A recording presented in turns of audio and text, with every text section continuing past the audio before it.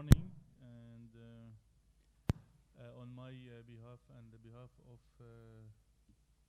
my teacher and my friend Dr. Murwe as moderator, we welcome you, and also on the behalf of the MEMA Organizing and Scientific Committee, we welcome you to this session on women's health under crisis. As you all know that women and children remain the main victims of conflict everywhere, whether in their health, in their economy, in their social dimensions, and also in the issue of heading families when men and husbands are lost during that war. So in this MEMA conference on medicine, it was elected to focus on the issue of what happens to women under conflict. And when we talk about women's health, we're not talking only pregnancy and childbirth, which are very important. We're also talking about sexual health, reproductive health, and also rape and other events that affects women. And I think we are very lucky today to have excellent speakers that will address this topic from different angles. I'm going to start with Professor Jennifer Leaning, and she'll be talking about impact of war on women. Professor Leaning's research and policy interests include issues of public health, medical ethics, and early warning in response to war and disaster, human rights, and international humanitarian law in crisis settings. She has field experience in many places around issues of public health assessments, human rights in the Middle East, in Africa, and in the Balkan. Dr. Leaning serves in the boards of the Human Society of the United States and the Massachusetts Bay chapter of the American Red Cross. She also served on the board of Physicians for Human Rights, Physicians for Social Responsibility, and Oxfam America. She is visiting editor of the British Medical Journal, serves on the editorial board of Health and Human Rights, and is a member of the board of Syndics at Harvard University Press. From 1999 to 2005, Dr. Leaning directed the program on humanitarian crisis and human rights at the François Xavier Bagnoud Center for Health and Human Rights at Harvard School of Public Health, during which time she also served as editor-in-chief of Medicine and the Global Survival, an international quarterly. From 2005 to 2009, Dr. Leaning founded and co-directed the Harvard Humanitarian Initiative. We're very happy, we're very glad and proud to have you speaking today on the impact of war on women. Dr. Leaning.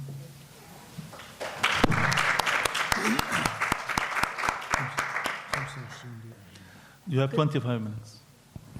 I wish you have the whole day, but you have 20 minutes. No, thank you.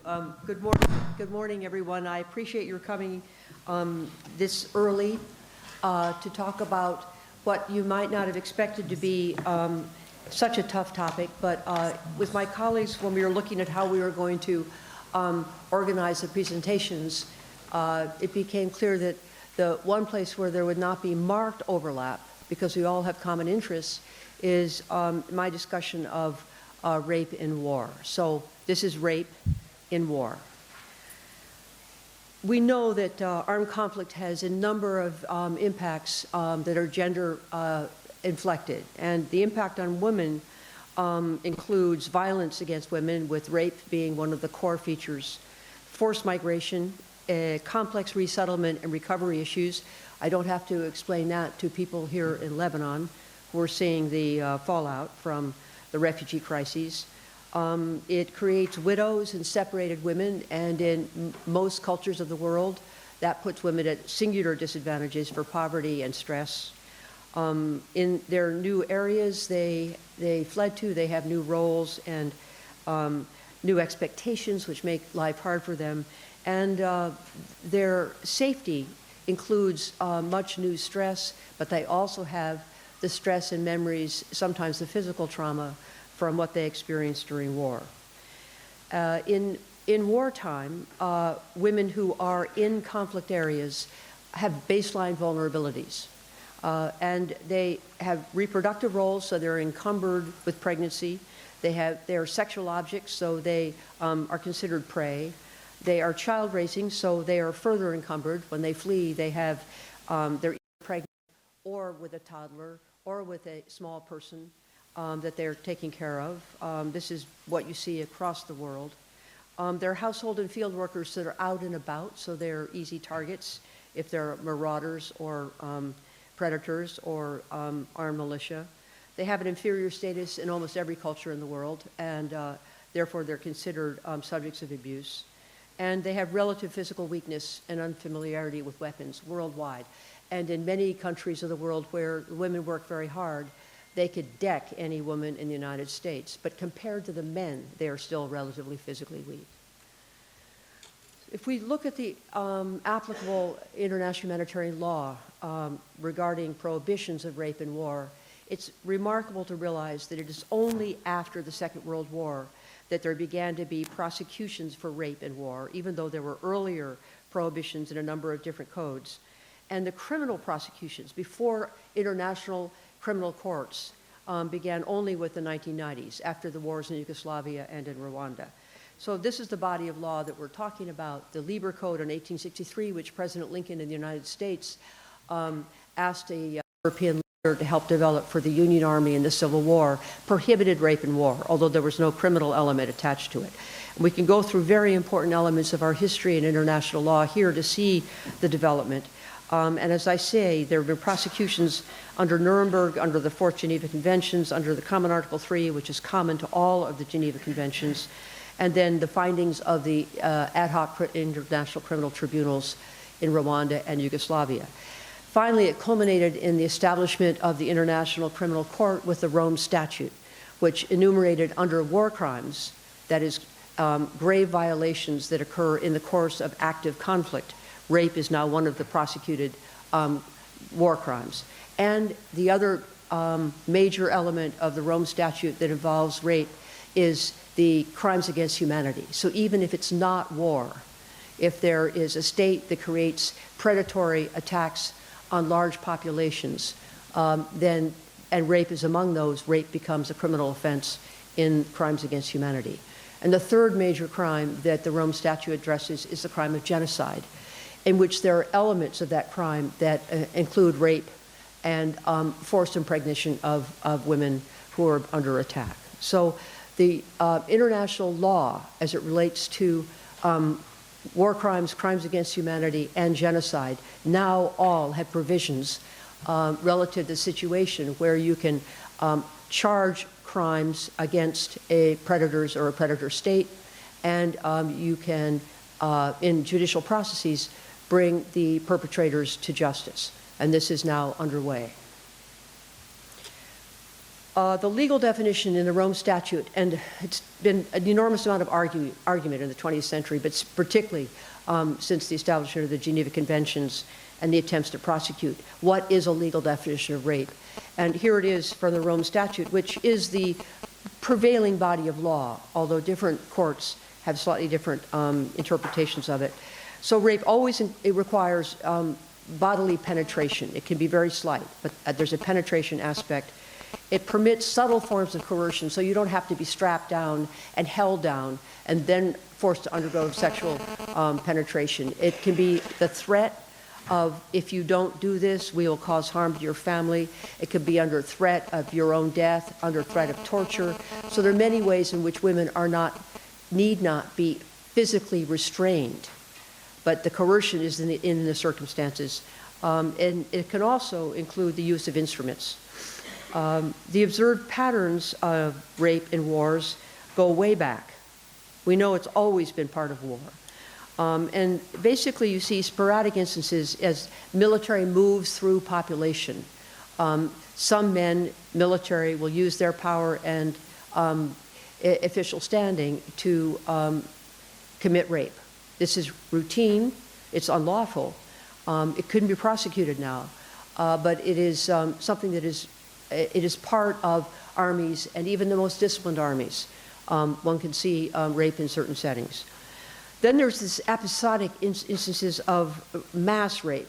by warring parties, which basically are used as spoils of war. I mean, the German rapes in the fall of Berlin were caused by invading Russian forces who were at the long end of an exhausting war, and they were traversing from Stalingrad all the way across parts of Europe, parts of their own country that had been devastated by the Nazis. And as they moved back to reclaim territory, their fury it was ignited by what they saw. And they were egged on by the commissariats of the Soviet army, the political liaison to the government that were in every battalion, and saying, wait till you get to Berlin, and then you can do what you want. So by the time they arrived in Berlin, after very heavy fighting and losses, there was a mixture of rage and relief. And so the rape epidemics that were caused by the German army, I mean by the Russian army in Germany, are legendary, and would be considered spoils of war episodes. And then what we're seeing more and more since the end of the Cold War are systematic mass rapes by warring parties where rape is used as a tool of war or as a tactic of war. And this is where I'm going to be focusing in this talk today. So if we think about investigations, we've talked about the international courts. As you all know, these are criminal courts, so you have to have an identified perpetrator. You can't just say, oh, it happened, and go after a government. There has to be somebody who can be held responsible. So to create the evidence base, and that requires testimony either from the person herself or himself or from first witnesses or preferably both, is a complex process. And it usually requires the end of the war or a flight of the victim to a place of safety where he or she can submit testimony. Human rights accounts can give more contemporary and up-to-date insight if the situation is one where human rights observers can even get access. And even though human rights observers are willing to undergo a fair amount of danger, they often are restricted from or prohibited from areas of active conflict, but they still can talk with people in refugee settings and provide an important information base that can be used then later in the accumulation of a fact picture that can go to international courts. But what it does is also, because their reports will go public, obviously with the survivors' names and the circumstances made anonymous, but their reports coming out of war zones or from refugee affiliated areas, they can then ignite international concern about what the brutalities are that are going on in the midst of the conflict. And in their descriptions, you can get sort of a sense of the circumstances that create certain permissive environments for mass rape. And they will also, these human rights accounts, can hedge towards identifying probable perpetrators. So it creates a more contemporary version for the general public and the international community, which is important to galvanize action. And it also can be used as background commentary for the investigators working for the ICC, the International Criminal Court. So the question is, why does this rape occur? And what I'd like to talk about is three very clear underlying rationales that have been observed, that the perpetrators advance, that governments under duress will concede. And the first is that if you cause mass rape with great brutality, populations will flee to protect their women and to get out of the way. So flight actually makes for an easy victory for the opposing side, because then you do not have populations as you move into the land. Gang rape, completely different rationale, has been found from psychological investigations and for interviews with militaries across the world, and from rape in domestic and peacetime settings. Gang rape in some settings helps small group male bonding. You essentially egg on each other, and then it is a shared crime, but it's a shared prowess, and that brings the men together. And then it inflicts shame and humiliation, which is one of the major outcomes of systematic rape. And shame and humiliation have both enormous power to disrupt families, to polarize communities, and if the rapes are extensive, to destroy societies. And shame around rape is a universal problem in all cultures. Some cultures have this more strongly than others at an edge of its extremity. But this is what is often used by the perpetrators to advance systematic mass rape, to destroy the societies, and also to deflate and defeat the men in the vigor of their response against their adversaries. One question here about this infliction of shame and humiliation is, does this tactic really work? And the only answer is, we know it destroys families, the psyches of many women and their children, and the boys who may get raped, and we know that it creates division in societies. So in some ways it may work. The shifts and dynamics of current wars make rape more easy. I mean, this is really the case. There's no home front or battlefront. There's no discipline in the militaries. So there's no protection for the domestic side of life. The targets of these wars are over.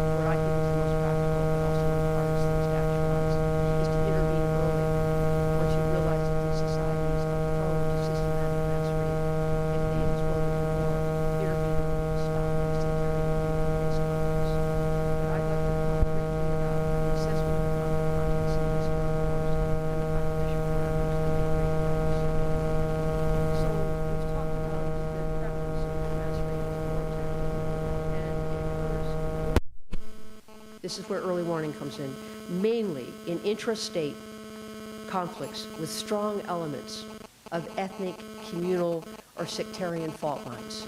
Societies that are in peacetime are fragile because of these failures to integrate the ongoing divisiveness and hostility against other populations within the nation state. And there are two main contexts where we've observed these tactics now to be taking place. One, in intrastate conflicts that are waged by non-state actors who are poorly trained and no commitment to international humanitarian law. And the other is very one-sided conflicts waged by a state against a stigmatized subpopulation or a feared subset of its population. So nation-state or intrastate conflicts where it's unclear what government is actually driving things. And if you look at the population parameters, in addition to the conflict context, there are two here, with the non-state actors in a community-based internal war. They're rural rapes. They're in the bush, they're in the desert, they're in the farmland.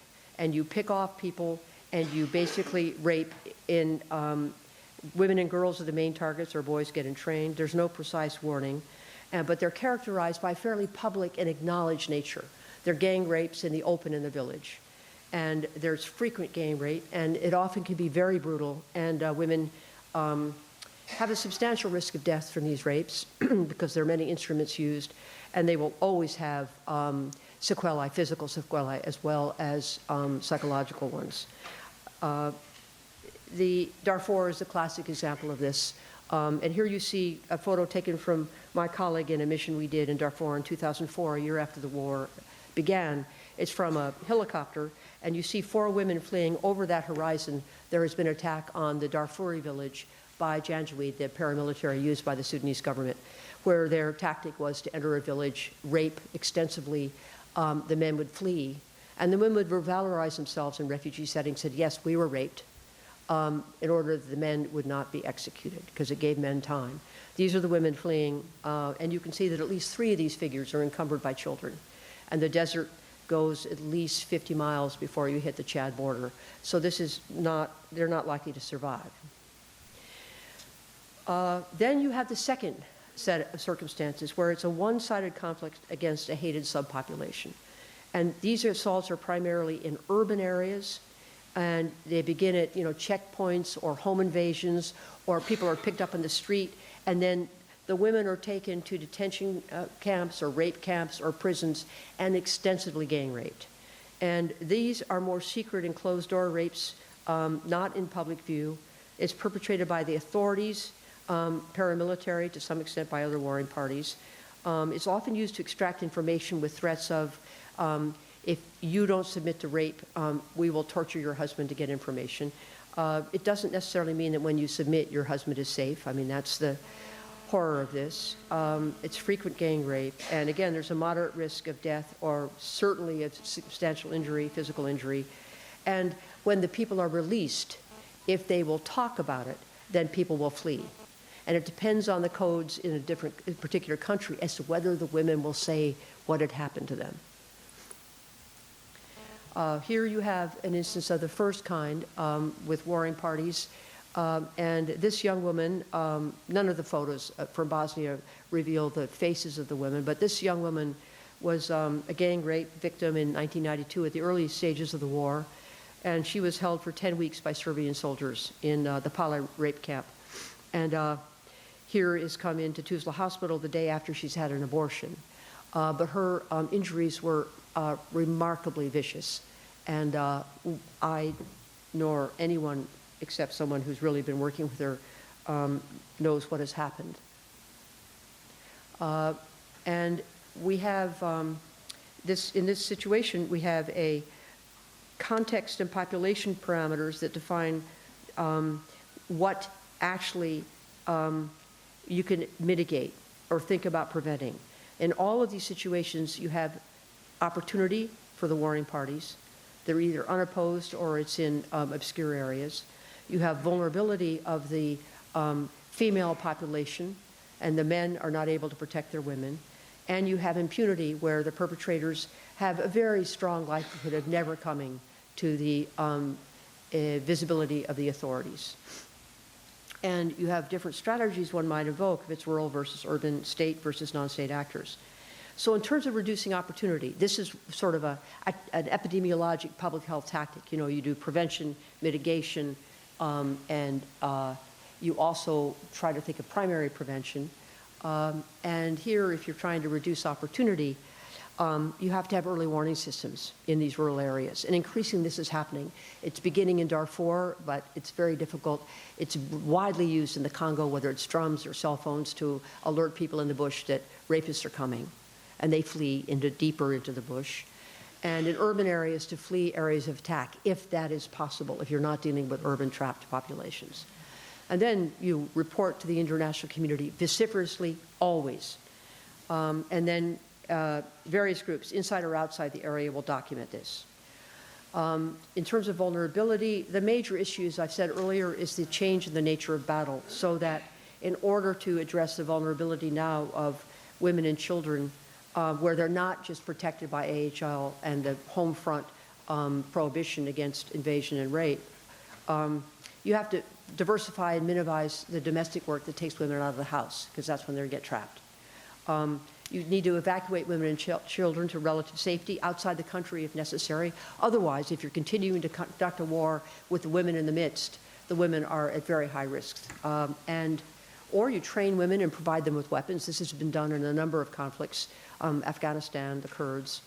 And then you could create collective security parameters around the at-risk areas. That assumes you have control of the ground and are not overwhelmed by the air attacks of the other side. And most essentially, you build connectivity to the outside world to tell what is going on. And this, in these days, provides enormous information. And for addressing impunity, you have to strengthen the evidence base for prosecution, is why I keep saying we need to hear about the rapes. even within the shame and honor setting. And that is how you can outside activate the international community. I'm speaking now from a human rights perspective. If we don't know, we can't argue. As long as there's silence on the part of the community about this systematic mass rape, impunity will flourish, no question. And then there's an international responsibility, which is really fundamental when you see these wars about to explode. I am saying that there are ways in which you can identify the high-risk conflict settings based on the parameters of the underlying society, and you can understand where the rapes occur based on your understanding of the terrain and the various vulnerabilities. And what we need to do, because they can be easily anticipated as sites of future mass rape, this is when the international community, above all, must intervene early to prevent these kinds of wars from exploding and then dragging on, as they have now for the last 30 years in many parts of the world. Thank you.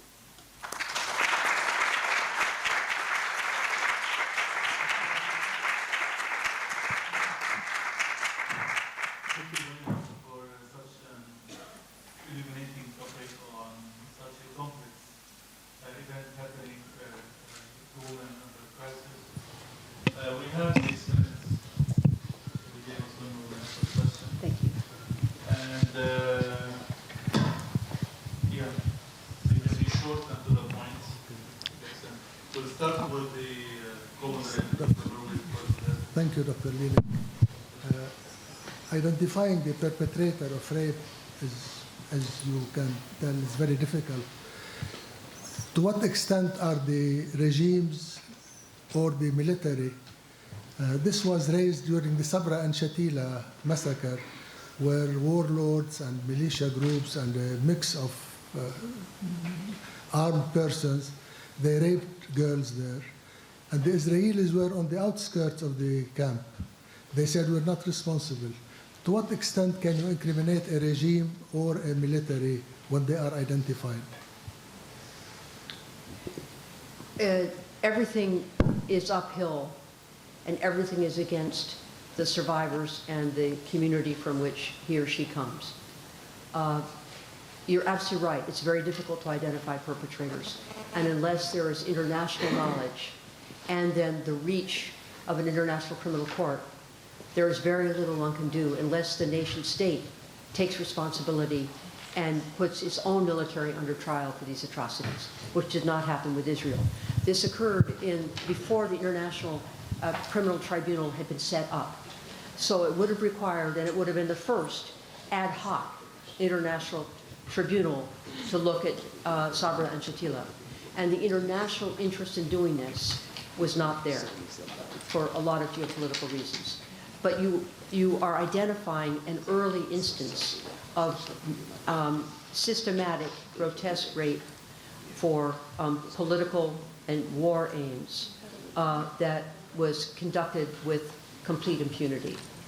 Now, the only thing that has occurred in that setting is that the doctors that were there, the survivors were there, the journalists who heard about it, a few photographs were taken that are actually incontrovertible in terms of proof, that these have continued to be in the public space. And the reputation of Israel in this context has actually been impugned and heavily damaged. So that has not seemed to have a tremendous and practical impact, but from the standpoint of its insistence, Israel's insistence that its military always abide by codes of honor, you can bring up Sabra and Shatila, and then obviously more recent examples. Thank you very much. Yes, I'm working in Syria at the moment, and for us the difficulty is not to open a Pandora's box that we cannot do anything about. Women who are living in the situation, and that is not going to change. Abortion is illegal, so if a woman wants to abort because she's been raped, she cannot legally do so. The significant limitations in terms of mental health and psychosocial support and experts in the field. So there's the trend to try to do something, but you may in fact make the situation for the individual worse somehow, or at least give expectations that you cannot meet. Mm-hmm. Are you working as a health worker or I'm the health coordinator for ICRC in Syria. Well, then you are completely unable to speak out. Yeah. And this is a problem in terms of people who are embedded in the conflict, who are from the international community, who are delivering essential services to the community. If you speak out, then of course the survivor is at risk, but also your entire apparatus is at risk. MSF has spoken out in Darfur, and has had its hospitals closed down and its operations closed down. It has had senior officials with MSF arrested. They've come back, but it has been very perilous for their operations. And they knew in speaking out that they would have to leave, and therefore there would be an abandonment of the medical care and health care they were delivering. It is a judgment call for NGOs, for those who are working for the UN or international institutions. It's not within the region to figure that out. It has to be at the headquarters level. However, I would say as a human rights investigator, the ways getting this word out quietly and loudly into the human rights community and to journalists who might write about it, journalists you really trust in terms of sources, which requires understanding who you're talking to. If you could go laterally with your own source yourself, being highly anonymous and hidden, the route to go is to transmit information to others who can then talk to the international community. It's hazardous. It is always done, however. Thank you very much. Last question. Are there any epidemiological data on prevalence, incidents, etc., for these conflicts and rape? It's a great question. It comes out in large numbers after the fact. So approximately 20,000 women are alleged to have been raped in the wars in Yugoslavia, mainly Bosnian women. When it first came out in reports that were undertaken by the international community after the war, interviewing rape victims, it was an estimate. It stood the test of time. However, at the time when it came out contemporaneously, people in Bosnia were outraged. And they said it's not possibly that number. And the women were subdued and silent. Now, decades later, the women are militant. They say, yes, it happened. There are demonstrations of women who have been raped on anniversary times. And it has been used in war crimes trials. The fact that there was mass rape and perpetrators of rape have come before the ICTY and have been convicted. So it is, we generally know about 200,000 women were raped in Bangladesh in the East Pakistan Civil War. We have historical evidence and first-person accounts of rapes in Nanking, somewhere on the tens of thousands. And we also know about the rapes now that are accumulating in Darfur.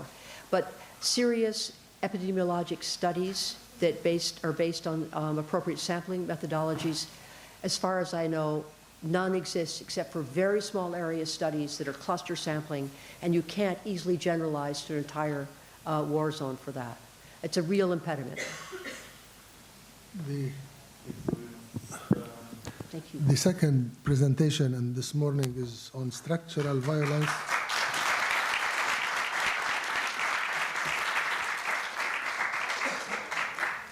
It's on structural violence and access to primary health care.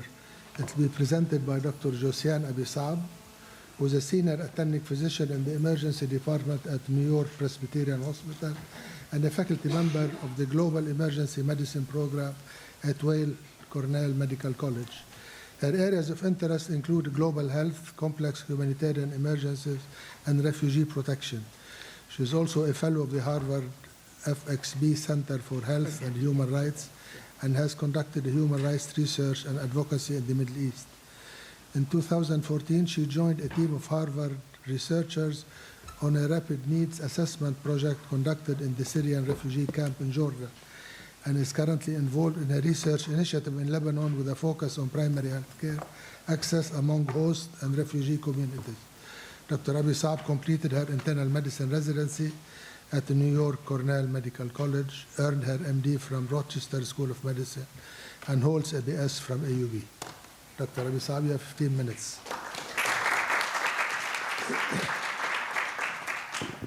It's a tough act to follow after Dr. Leaning. Thank you. It's a pleasure to be here at my alma mater, and thank you to the Scientific Committee and ICRC for inviting me to speak about structural violence and access to primary health care.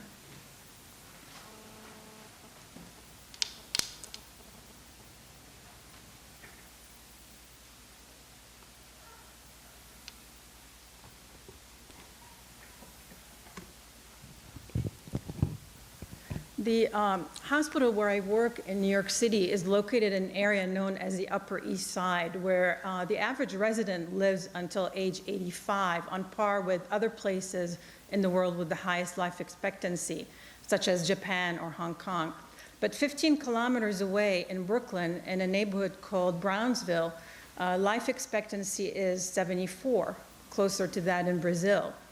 And Brownsville has the largest concentration of public housing of any neighborhood in New York City, where nearly 40% of residents live below the poverty line.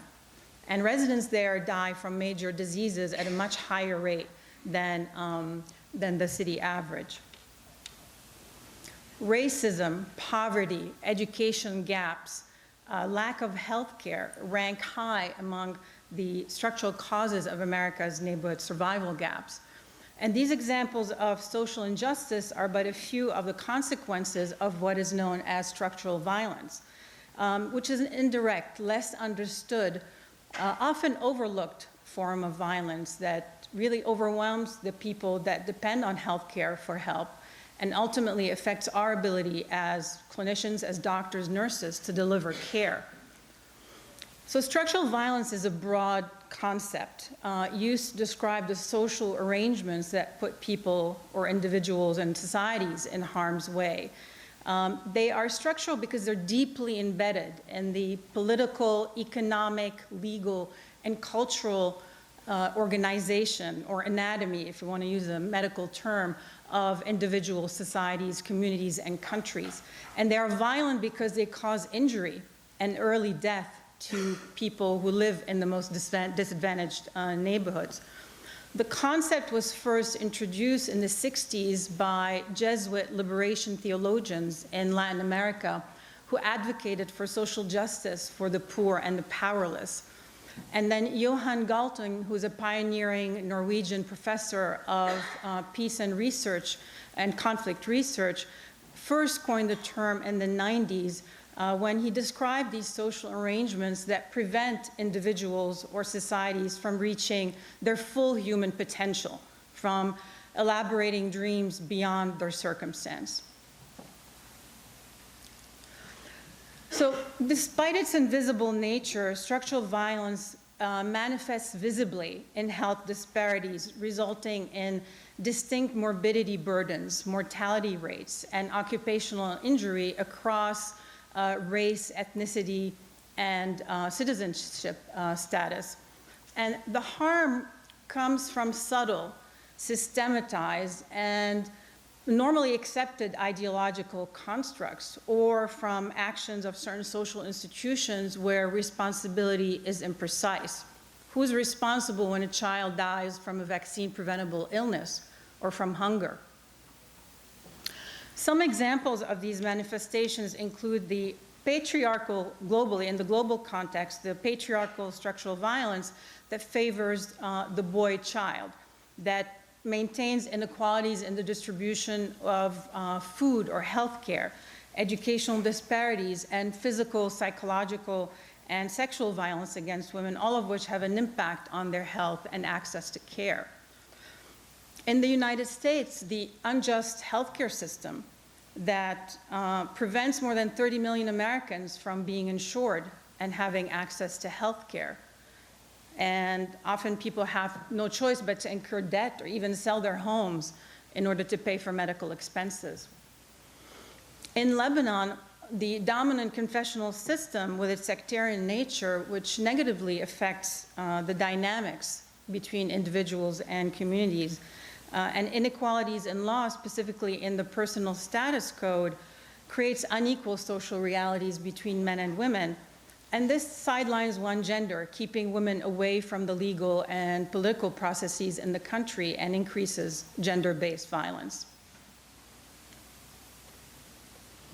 What are the mechanisms of this violence? They are the complex, integrated, and overlapping forces known as the social determinants of health. Racism, sexism, ageism, all the isms, unemployment, inadequate healthcare, schools, or housing. They invade the body like a co-infection. And as you can tell you can see from the diagram, they account for more than 50% of factors that cause disease and widen health disparity. We know that income and education are significant drivers of health. After extensive experience providing care for patients in Haiti, Liberia, and Rwanda, Paul Farmer, the Harvard anthropologist and physician who wrote extensively about structural violence in clinical medicine, found that predictor of patients' compliance are not cognitive or cultural, but fundamentally economic. We also know that racism makes a difference in how patients are treated in healthcare institutions.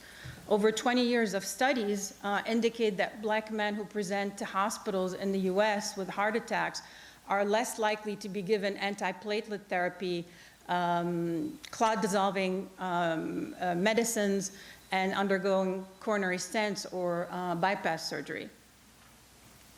While visiting Zaatari refugee camp a few years ago, lots of women were complaining of lower abdominal pain and burning upon urination, and one of the doctors in the clinics there believed that they had urinary tract infections and treated them repeatedly with antibiotics. When asked how many refugee women had the same complaint, he believed and replied that they were probably not drinking enough water and were dehydrated.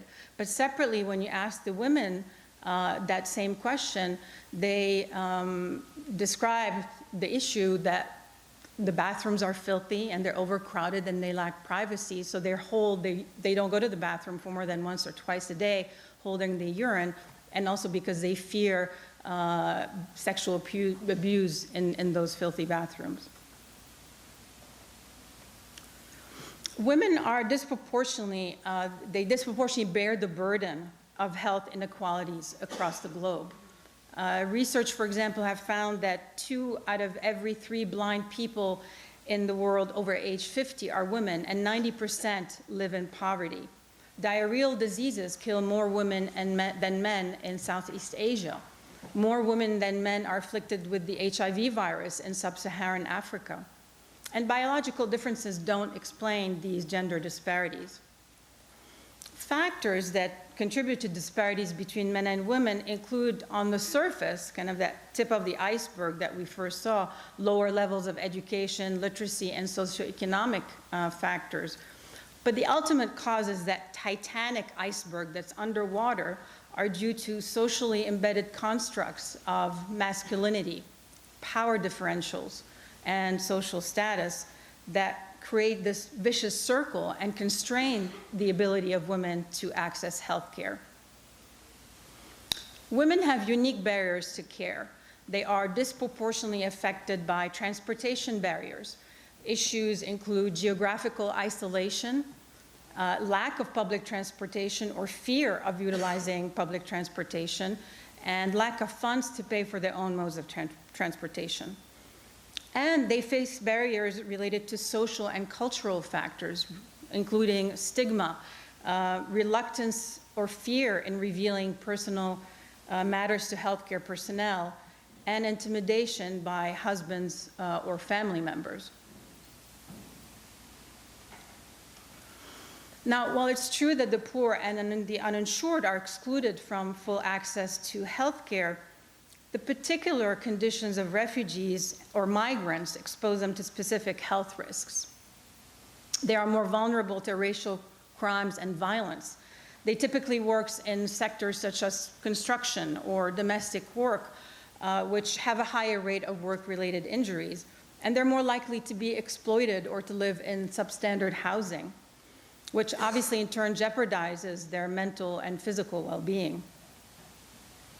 If one word can summarize the barriers that marginalized population face, it would be fear. Fears related to cost, discrimination, and legal status, which force them to adopt inconsistent health-seeking behavior. They visit different clinics, different doctors. They try to find those whose fees they can afford, where they feel less anxious, not humiliated, and where they feel safe. Cost is the #1 barrier because marginalized populations such as refugees or migrants are forced to choose between either health care or paying for essentials such as food, water, electricity, or rent. So they incur debt. They work illegally or under discriminatory conditions. They visit the doctor at the last minute, and when their condition deteriorates, and at that point they have advanced needs which are ironically more costly. The second fear is discrimination and treatment. Also, legal status is significant because they live in constant fear of being stopped on their way to the clinic, jailed, or deported. So they delay seeking medical care. And finally, cultural. They don't feel comfortable discussing their beliefs about treatments or traditional medicine. They fear being looked down upon, which undermines the relationship between them and their physician. So clinics and hospitals do not serve as neutral care spaces for these populations because these visits really entail navigating and negotiating through the constraints and the uncertainties that shape the lives of refugees and migrants. And the interplay between financial, health, and visa requirements create a complex environment that threatens healthcare access for these populations. The other important aspect is that refugee women and girls are especially vulnerable. They're doubly marginalized, victims of direct and indirect violence, including sexual and gender-based violence due to lack of social and legal protection. And women often experience violence through their bodies. Their bodies become a site of structural violence. And some of the barriers that they encounter besides the limited work opportunity and inability to access education is harassment, xenophobia, and hostility, especially when they seek access to social services. Sexual violence takes the form of early marriage, trafficking, and survival sex in exchange for necessities such as food and shelter. But health and medical services are also used as tools of manipulations. Now, Lebanon has endured many wars and conflicts and with remarkable resiliency and has been extraordinarily generous in hosting more than 1.3 million refugees. And the subsequent burden placed on the Lebanese healthcare system is significant despite the sustained effort by the Ministry of Public Health and international humanitarian actors. But Lebanon's healthcare system is heavily privatized, specialized, focused on secondary and tertiary healthcare instead of primary care and prevention. So those with financial means have good insurance and can pay out of pocket, but those who are poor are excluded from this system and have limited access to healthcare.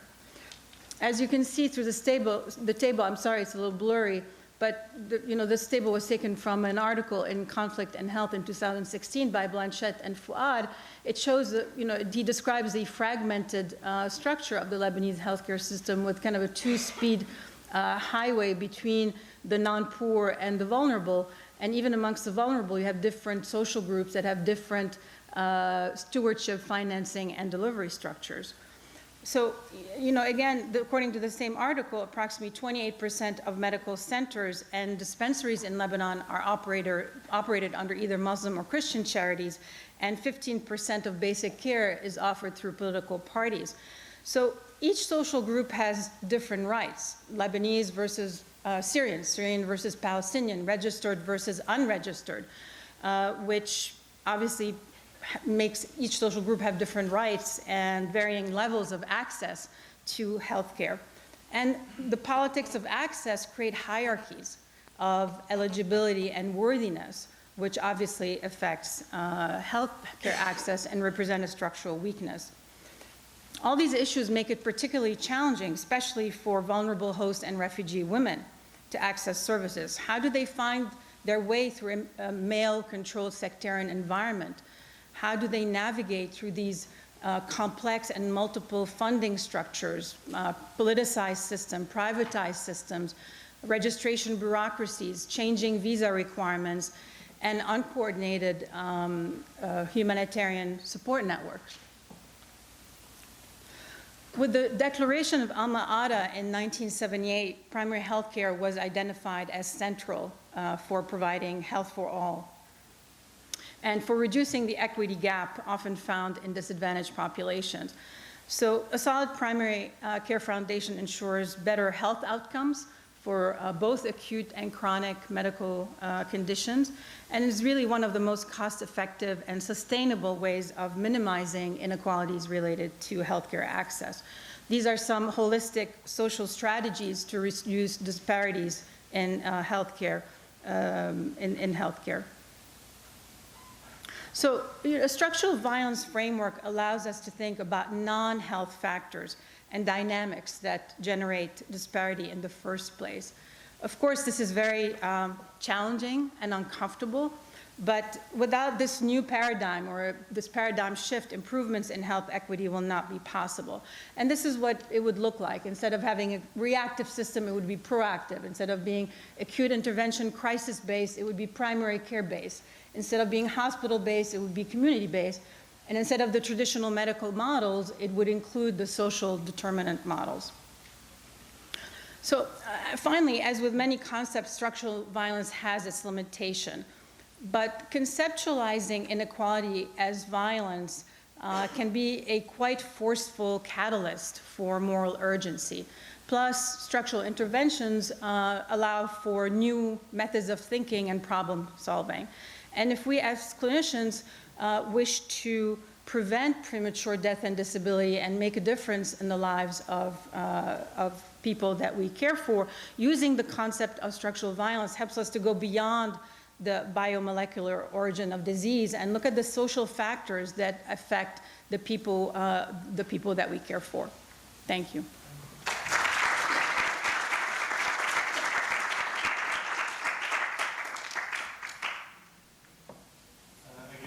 Thank you very much. That's kindly following Dr. Lenin's lecture. And we'll have also 5 minutes for questions. 5 minutes.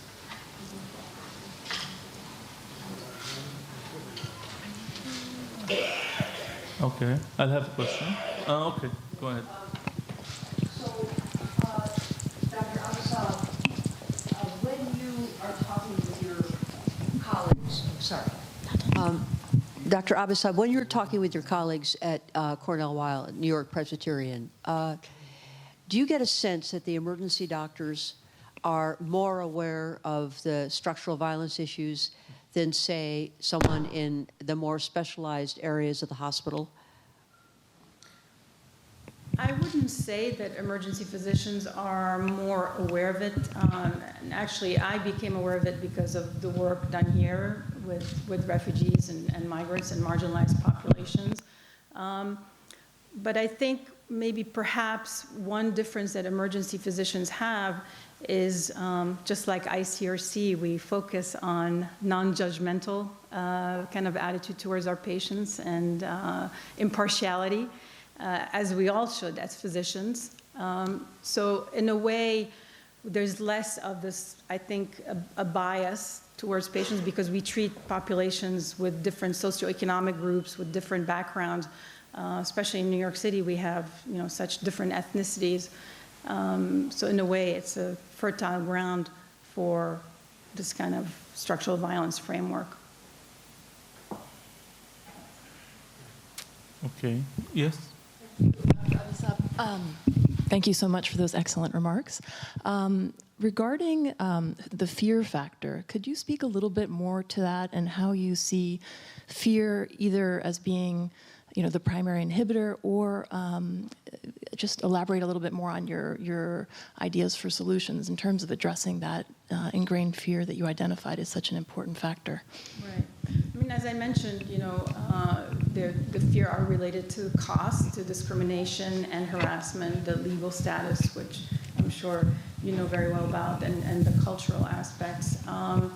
And they, in marginalized populations and people who are so poor where they have to make decisions, when they have $3 per day or $2.5 and decide whether they're going to eat or go to the doctor, it literally almost changes the dynamics in their brain, their biology, and they don't have that same incentive or the same, judgment call, and they have to survive. They're in survival modes, and it's very hard, for us who are, privileged to really understand the dynamics of people who are so poor, who are hungry, when they make these decisions.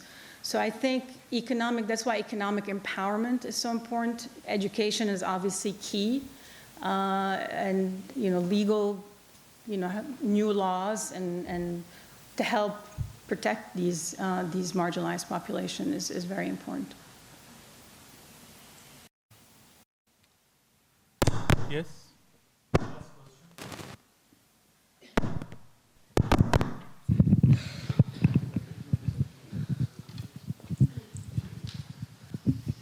Yes, you were talking about the new paradigm and social determinants of health and the preventative approach that would allow to decrease a little bit this structural violence.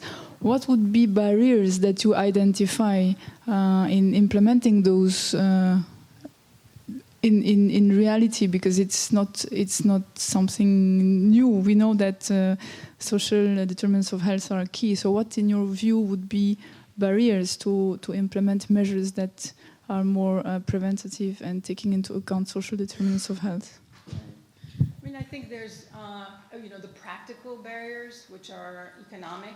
Obviously, changing the structure of the society to include more primary healthcare access needs resources. So I think, first of all, it's a decision. In often places, it's a political decision, a legal decision, and obviously having the resources of financing in order to, and the human resources. People need to be obviously trained to provide primary health care. And I think in Lebanon, for instance, we could do better by training more nurses, more community healthcare workers to provide basic care for marginalized populations. So again, I think it's economic empowerment, making those decisions as a society with the legal framework and implementing that paradigm shift to look at things in a different way, basically. It's challenging. Yeah. Question, because there was a WhatsApp from Dean Moyed for Dr. Omar. Vito. With the hand. My name is Amar Dewachi. I'm a physician and anthropologist. I'm wondering, I mean, so the structural violence concept and its use in public health and its popularization came also, like, was capitalized on also during the neoliberal kind of policies, effects of the neoliberal policies in Africa and Latin America. So in the 1990s, 2000s, it was used a lot to show the kind of remoteness of violence, not only its immediacy to the body, but there is all these forces that kind of trickle down violence in a way from privatization, decentralization of health, the kind of retrenchment of the state, and all these kind of effects, and how these kind of trickle down to everyday life in these different communities. And of course, I think it's a very powerful tool to show how violence is not just an immediate kind of interpersonal level, but actually very, very much comes with policies, with social economic forces.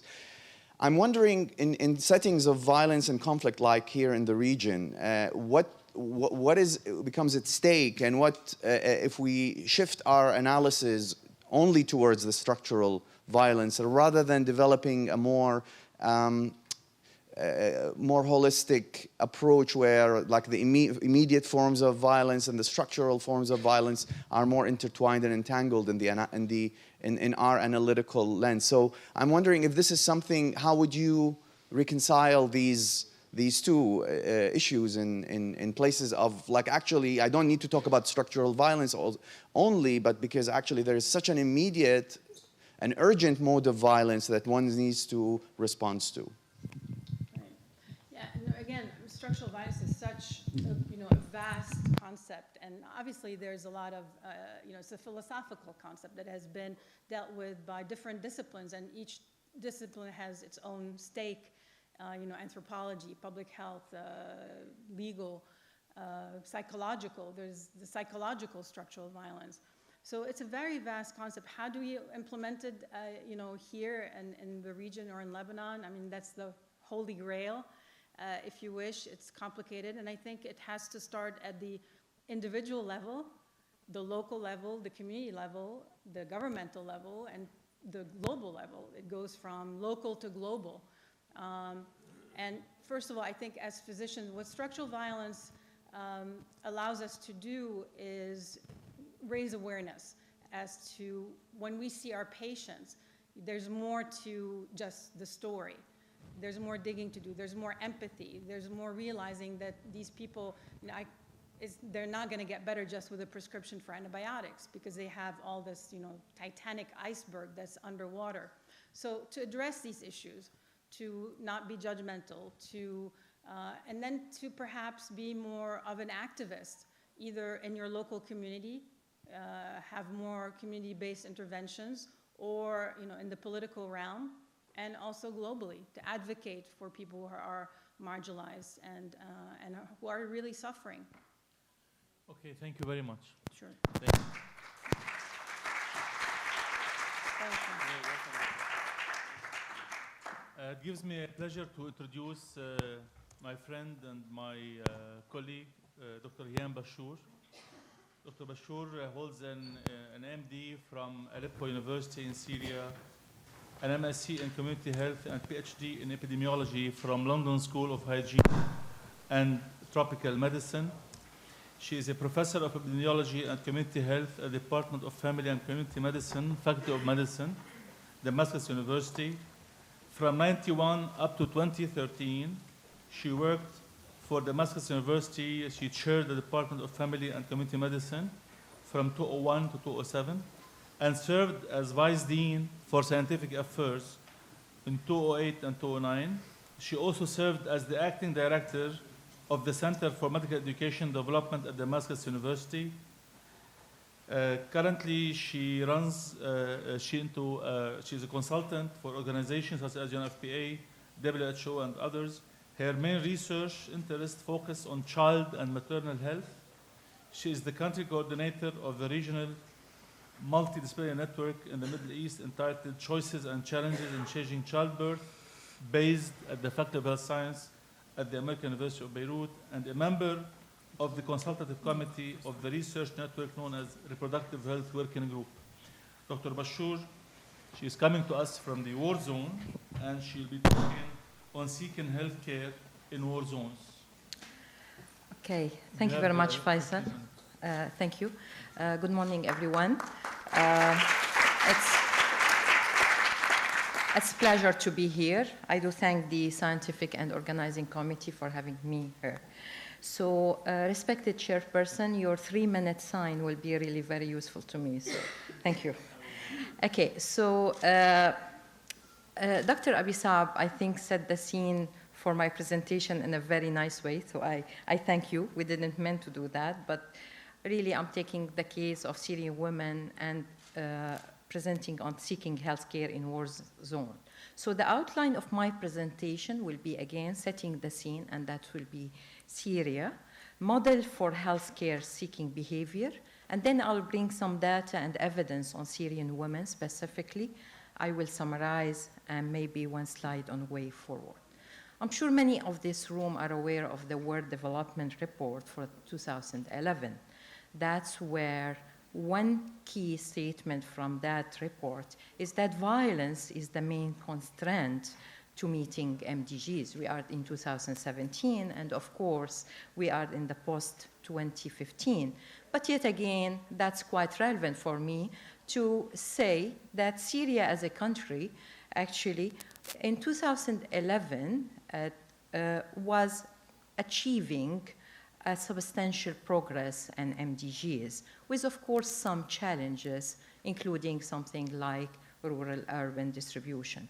So maternal mortality ratio had a drop of 68% from the year 1993 to 2008, from 107 per 100,000 to to 58. Yet again, the antenatal care and skilled birth attendant rate was nearly approaching a very high number pre the crisis. 2011 onward, I think you're all aware of the size of the crisis in Syria. Huge population displacement, IDPs and refugees, insecurity, violence, high humanitarian needs, health needs with question mark, poverty, of course, and we have, of course, the explanation with regard to the destruction of health facilities, shortage in human resources, health financing, and a very incomplete health information system, shortage of medicine. So the humanitarian response plan for the country 2007 has estimated that people in need in Syria is approaching 13 million, with 3.5 million of them are really women. So if the humanitarian response plan strategic objective would be provide life-saving humanitarian enabling factor and needs factor. On the 4 A's, this chart, it's the HERM's WHO Syria, and this is data from March 2017. That's a snapshot for public hospitals. 55 hospitals are fully functioning, 26 partially functioning, and 30 hospitals are non-functioning. So the accessibility for the public hospital is estimated at 64%. Looking at the public health center, that's fourth quarter 2016, and this is again the WHO HERMS. So I'm sorry for the number for the health center. So it's 76% are really accessible of the health center. 822 is accessible and fully functioning. Looking at pharmaceutical sector, certainly the country faces a gross shortage of medicine. In 2010, according to Kotaini, pharmaceutical industry covered almost 90% of the national needs. Yet again, the collapse of Syria's pharmaceutical industry has had a devastating impact on the life of ordinary people. The 90% pharmaceutical plants now are no longer functioning in the country. Of course, the role of sanctions is a major. Okay, now I was involved in this PHC assessment that was carried out by the WHO, and this was carried out in 2014, published in 2014. Yet again, the fieldwork was carried out in 2013. So out of the 948 functioning centers that we covered, they described that 56.8% the services, they providing the service as usual. 50% are receiving higher number of beneficiaries, that's the IDPs, and that was really a huge issue. 85% are providing reproductive health services, including antenatal care, family planning, and early screening.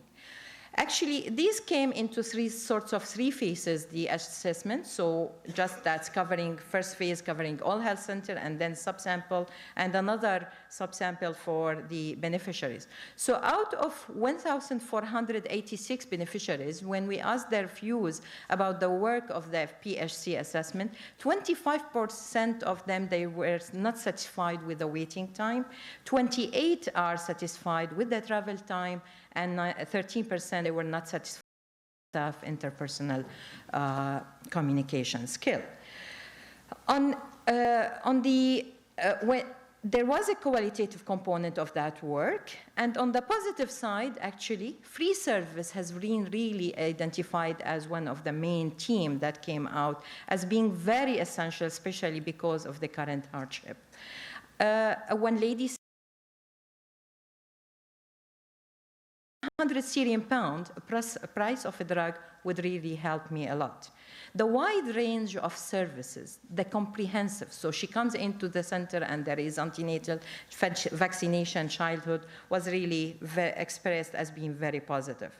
Qualified doctor, according to their view, And some reflected on good interpersonal relation, saying that they expressed that respect sometimes can even reduce the frustration of not having the service. So of course, if they seek a service and is not there, they're very frustrated, but they felt that the respect from the people there is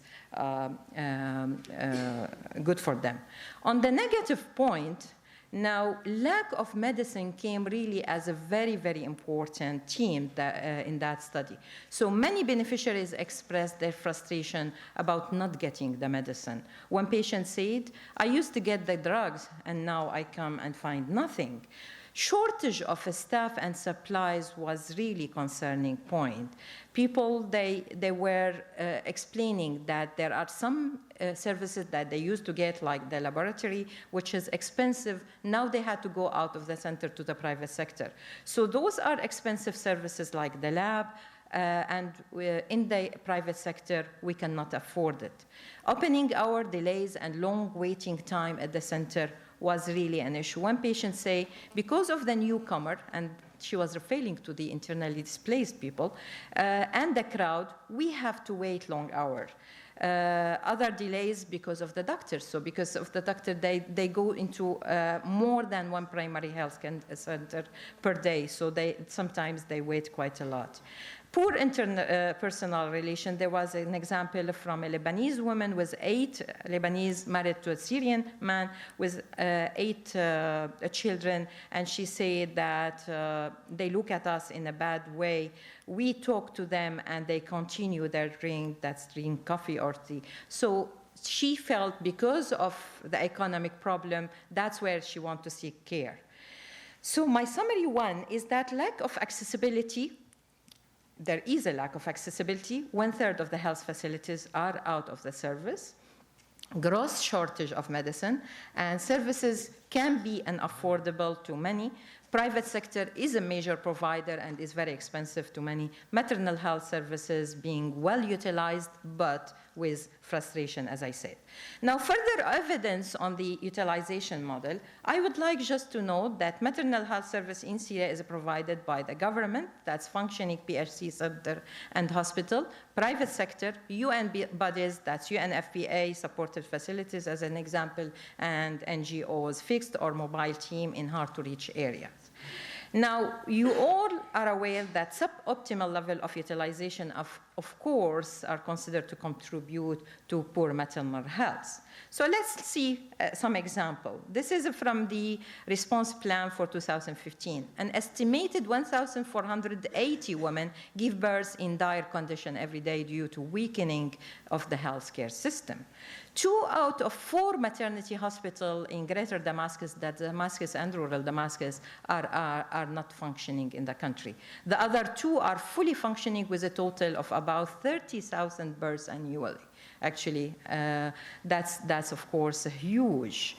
Now, this is an implementation project I'm involved in with some colleague actually from the FHS. It was very interesting because in that implementation project about introducing a model for labor companionship, we were be able to, with our qualitative work to identify that labor companion model now it's been used as just to give birth in a cheaper way. So a woman reflected that public section in the hospital, they get 150 Syrian pound because of having a companion under the research project. Yet again, it's compared to the private section of the hospital, which cost them 5,000 Syrian pound. And that's where we were triggered into looking at the C-section rate, because those women, actually, they were using the UN voucher just to get a C-section at the hospital. That's where a companion, that's where a private room will be provided to them. So you will see, as it is in the chart, a rise actually in the C-section. 2012, it was 29, and 2014, 46% of the deliveries are C-section, and 2015, 40. So there was a report by UNFPA about the role of UN voucher system as actually in that regard. So again, Duwaishi and colleague, actually, they referred as well to the issue of private sector. So they estimated 70% of Syrians in Jordan live outside camps and are seeking care in public and private hospital. And Lebanese health system being described by them, of course, as based on private model, meaning that many Syrian families are unable to pay the high cost of treatment. This is a work by a colleague, Amelia Matterson, and colleague, about the assessment of reproductive health and violence against women, that's among displaced Syrian and Lebanon. And in their work covering 452 Syrian refugees, actually, 30.8% experience conflict-related violence.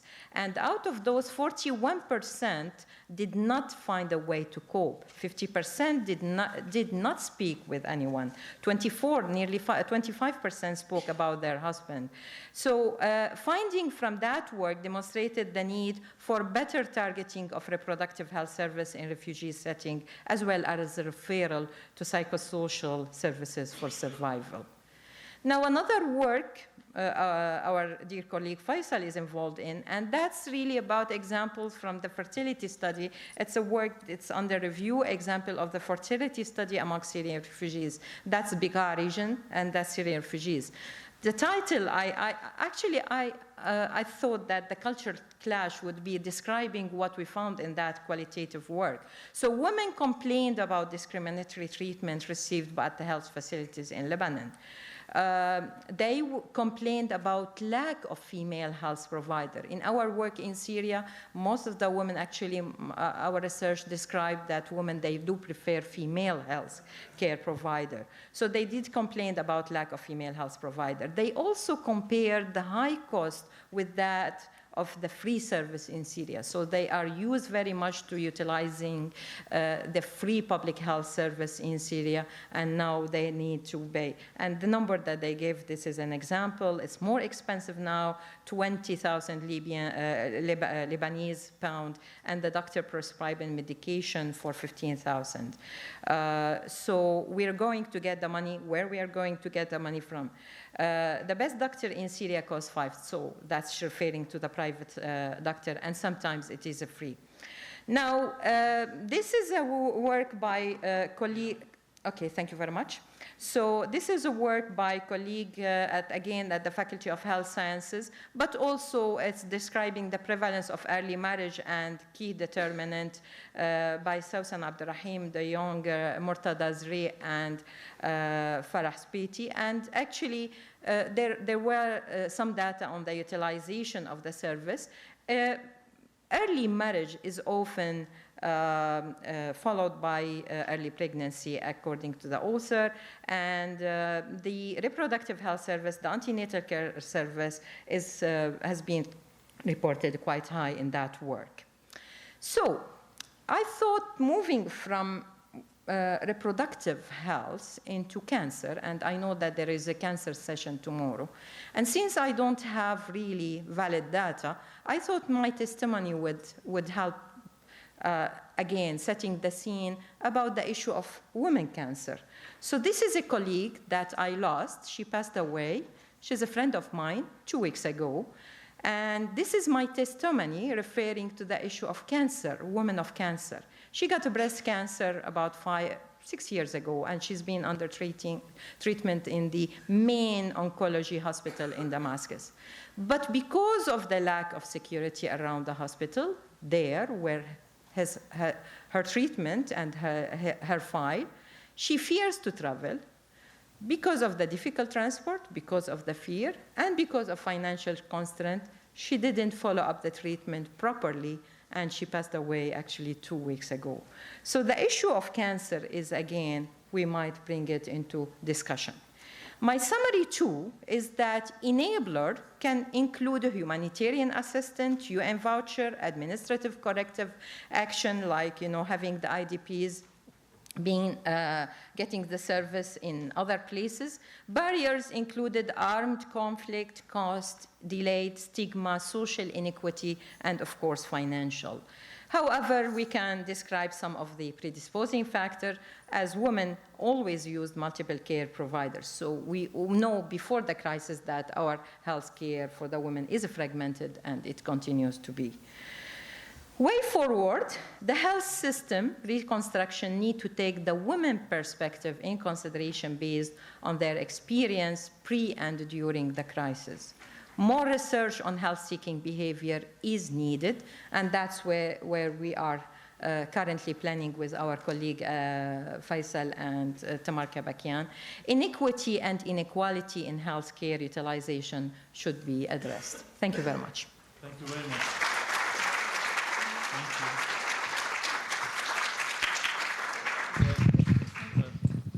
We're like 7 minutes behind, but we can allow 2 questions only, please. Jocelyn?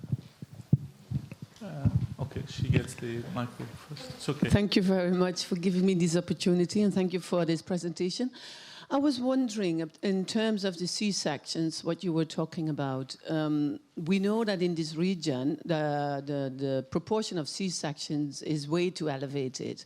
If we think in terms of what WHO says, it should be between 5 to 15% of the proportion, and as you were showing in the curve, it's more than 40%. Now, the UN voucher is maybe one factor which is playing a role, but that was even before that. What do you think, how would it be possible to change the attitude towards this C-section from the women's perspective, but also from the healthcare provider perspective? Thank you. Okay. Thank you very much for this question. This is really a very concerning issue for us. I mean, researcher in maternal health. C-section in Syria before, at the national level, we don't have an estimate actually, except for 57 hospitals, whereby it was 23% in the private sector, and it was about, I think, 70% in the public sector. So it was around okay.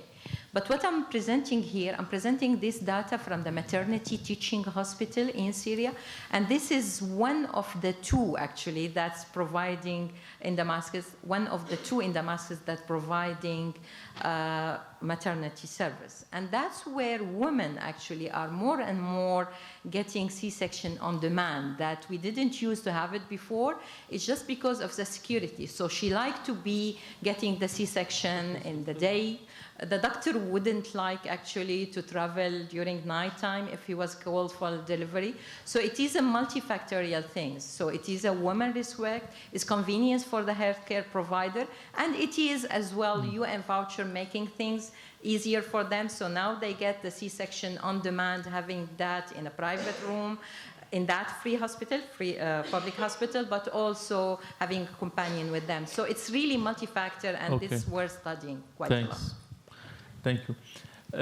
There will be talks on cesarean section also in the second session. Jocelyn, please. Okay, thank you. My name is Jocelyn Young from the Faculty of Health Sciences at AUB. Thanks, Hiam, and I just wanted to applaud the fact that you're continuing to do research in Syria despite what's happening around you. I had a question about when you presented the data on the state of the hospitals and the primary healthcare centers. It wasn't entirely clear whether this is in the government-controlled areas or this is in... So if you could clarify that, and my specific question was, do we know anything about access for women to healthcare in opposition-controlled areas? Omar will love this. Thank you very much, Jocelyn. The PHC assessment was carried out, the field work was carried out in 2013. And I'm pleased to inform you that the work was carried out in the 14 governorates in Syria with the help of the so-called WHO focal point. So in governorate, that's these are opposition control, this is non-government control. We had the NGOs as well, the help of the NGOs and the WHO focal people collecting the data. So that's really covering all Syria, including those. So we have data from the 14 governorate, and it's in the report actually. Different regions. Thank you very much. Thank you.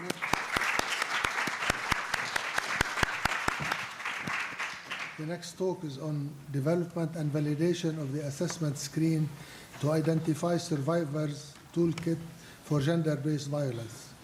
It will be presented by Dr. Alexander Vu. Dr. Vu has a long and illustrious career in women's health. His main focus, his work and research is focused on health disparities and global health in particular. Is focused on health disparities and global health. In particular, his research focuses on conducting epidemiological measurements and developing interventions to improve health outcomes for refugees and the internally displaced persons and vulnerable marginalized population affected by disparities of access to health. Dr. Vu has many collaborating with many investigators. Yeah, I will only mention the last one.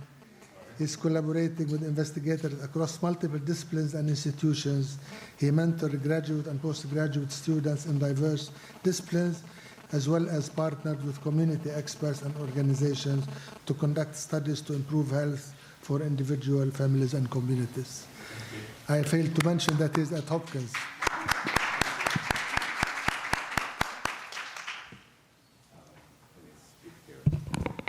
Thank you for this opportunity. I'm tasked to squeeze in 5 years worth of work into 5 minutes. So you have to forgive me if I go over the Q&A session a bit.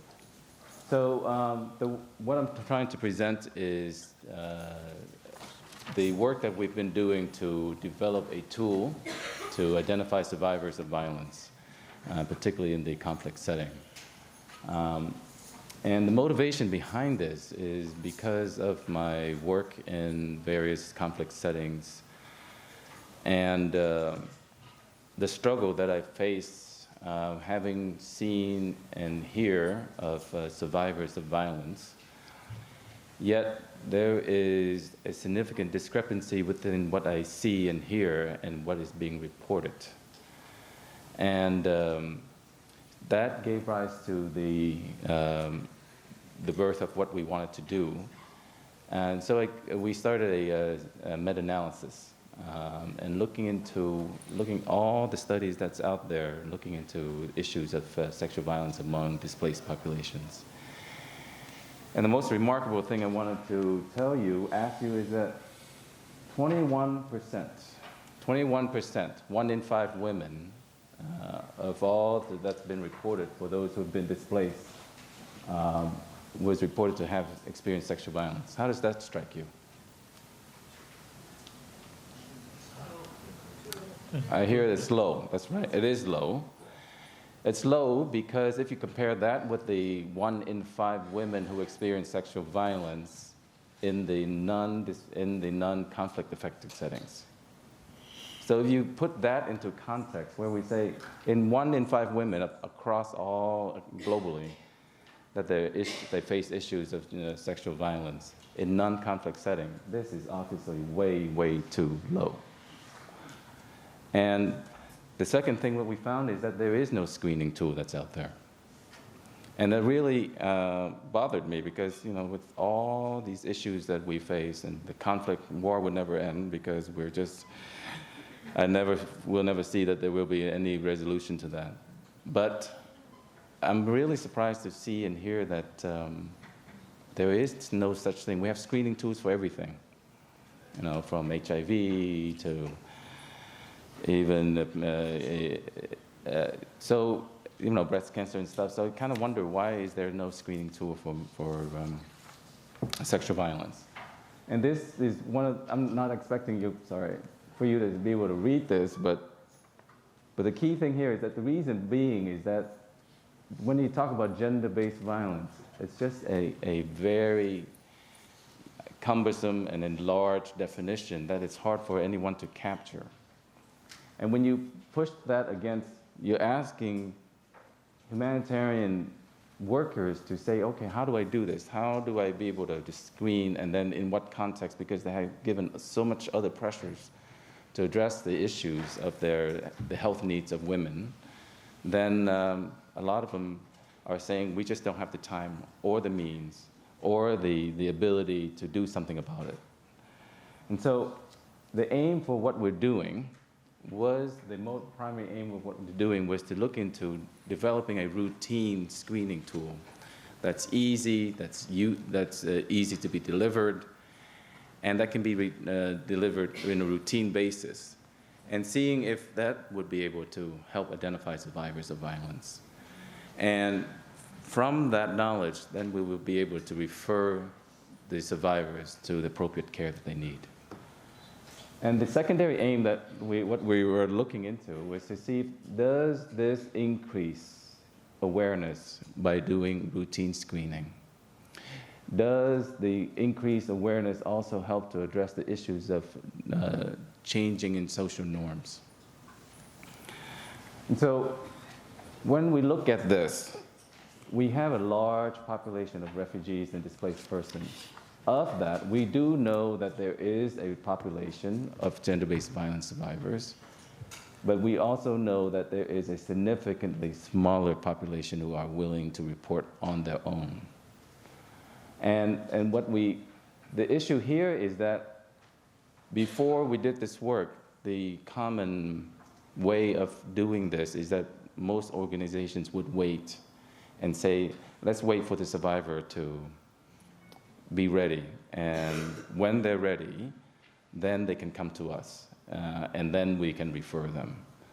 I think that model that is passive is actually not good enough. I can't accept that. And so what we wanted to do is to see that if we can find a way to do a proactive screening process, and if we can actually link these survivors quicker, if we actually know that they are survivors.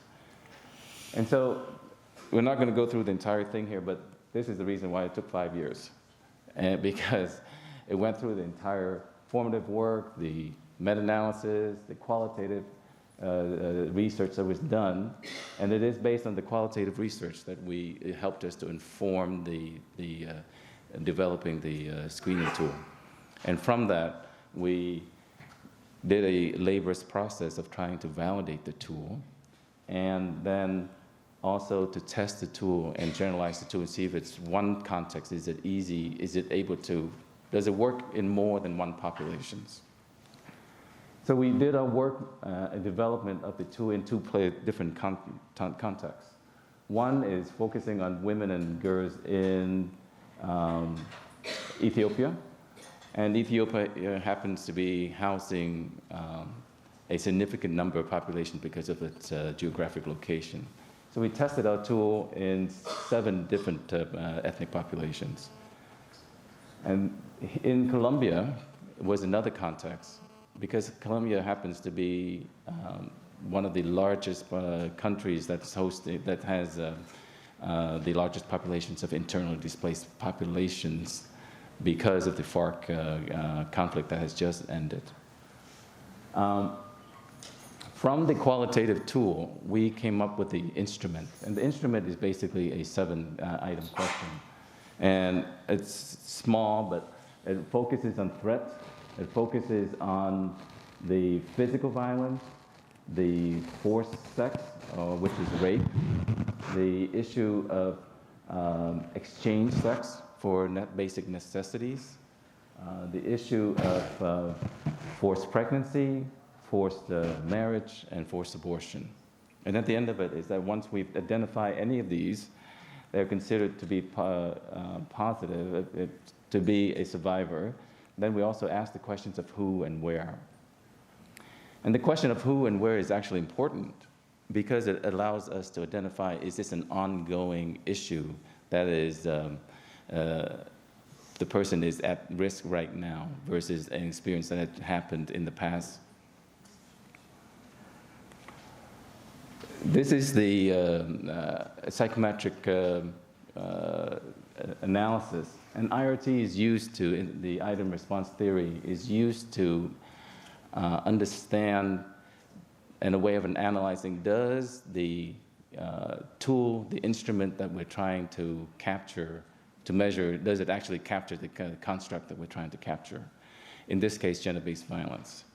And what we have here is actually the way that IRT works is that it puts all these items into a hierarchy, from the low hierarchy to the high, and those that are higher on the hierarchy would have a stronger degree of association with the construct that we're trying to measure here, which is gender-based violence. For example, those who have been threats of violence is placed on the lower hierarchy because we know that many of them who face sexual violence are often face threats of violence first, versus those that are on the higher extreme, which is forced pregnancy, is high because it's not common, but it's also because it is due to intimate partner violence, due to ethnic cleansing. And what was nice about this, if you look at this graph, it's nice because the items are all spread out pretty nicely. And while they have the same slope, they're not overlapping. So what it really means is that each item is able to discriminate from another item and is able to capture the construct that you're trying to capture. But it also is that if we were having only one or two slopes, it really means that these questions are all asking the same thing. But it isn't. So in essence, what we have is a tool that is actually pretty reliable to measure the various experience of gender-based violence. In some of the results, in Ethiopia, in essence, what we did was that this was during the famine crisis in Somalia that spilled over to Ethiopia. And so we did the screening, conducted the screening tool separate from where we developed the tool. And of the 480 females that we did the screening, 50% have experienced at least one type of gender-based violence. Now, this is particularly important for the fact that of the Somalis, these are mostly all Somalis, 47% accepted referrals. While some may argue that's low, this is for the Somali context, it's actually quite remarkable. And then in Colombia, again, we did the same thing where we did the generalizability test outside of where we did the development. And of the 500 and so persons, women that we screened, 63% screened positive for at least one type of gender-based violence. And when we are due to publish another result, and then basically we did a feasibility acceptability study, and we used that tool to see how useful is the tool and how acceptable is the tool in a normal way of operations in the primary health clinic. And we did that in Dadaab, which is the largest refugee camp in the world. And we screened 9,000 women. The screening tool raised the identification and referral process 240%. So what we have basically in discussion is what we have is a tool that's reliable, that's valid, that's been validated among 7 different populations. And that it's been able to be used across gender. I didn't talk about the male because this is a focus on the women. Across different ethnic populations, across different settings in terms of not only the refugee context, but also in the IDP context as well.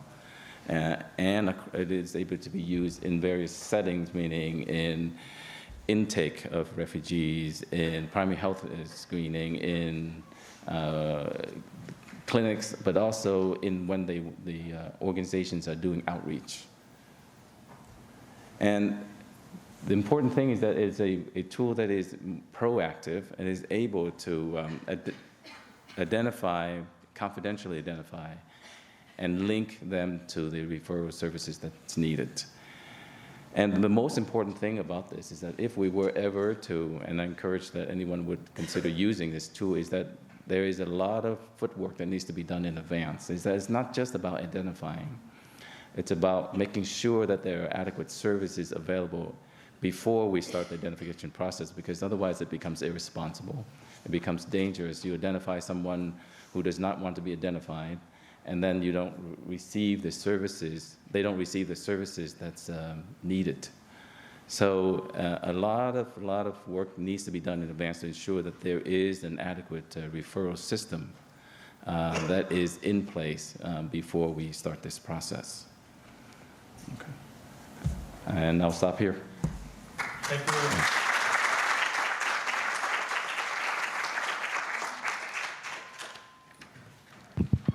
Dr. Khouri.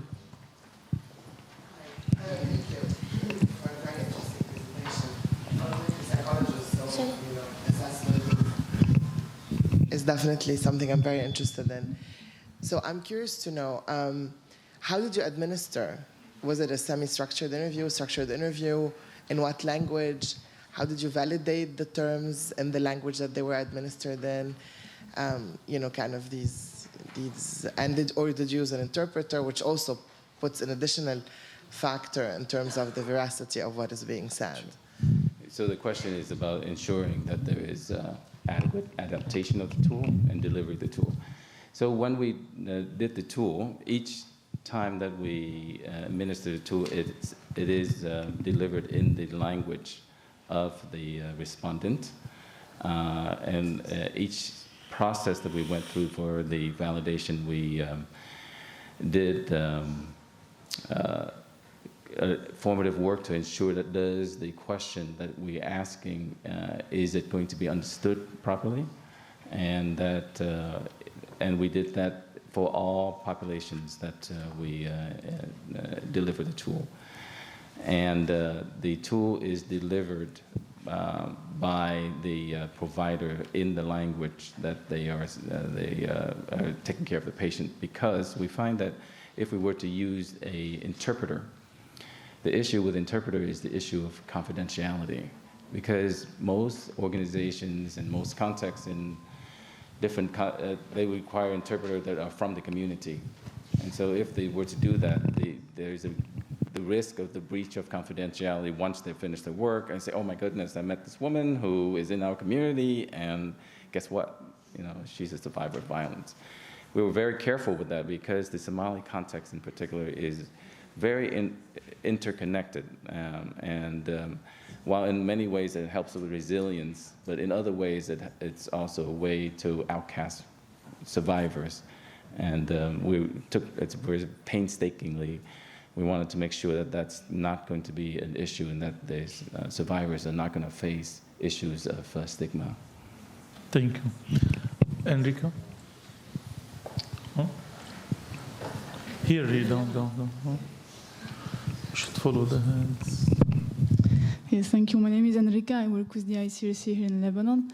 And you were saying that out of the women that were screened, only 47% in Ethiopia accepted the referral. And my question is, what happened to the 53% who didn't accept the referrals in terms of protection or support in the community?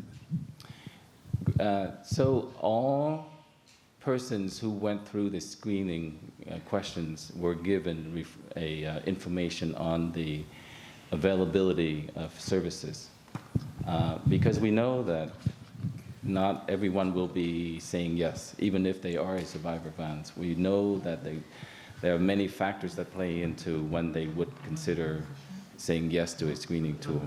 A lot of it has to be trust, a lot of it has to be with his home dynamics. Is it an ongoing violence issue? So regardless of whatever the results are, we give them the information. We give them the contact information, the availability of where to go if they were ever to be willing to come forward.